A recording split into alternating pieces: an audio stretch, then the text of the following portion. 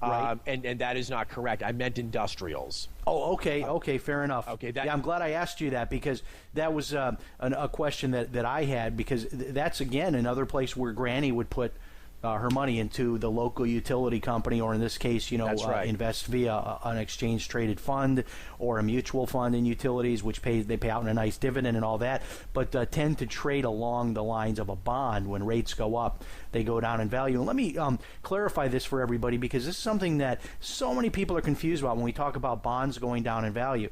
If you buy an actual government bond and you hold it all the way till it matures, if it's a 10-year bond, you hold it, and in 10 years you cash it in, you're not going to lose any money on that unless the government defaults.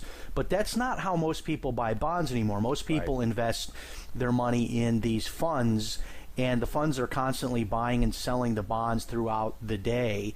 And as a result of that, they're not really holding to maturity.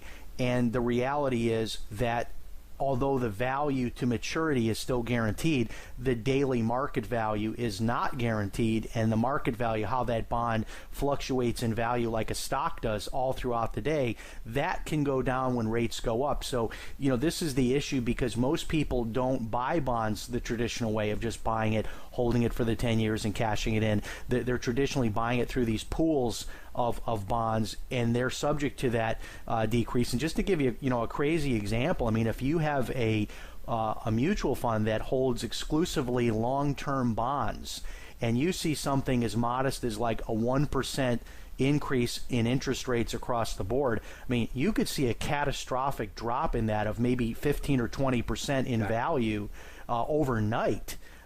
So we're not talking about like, well, you might lose $1 here or there, don't worry about it. We're talking about what could be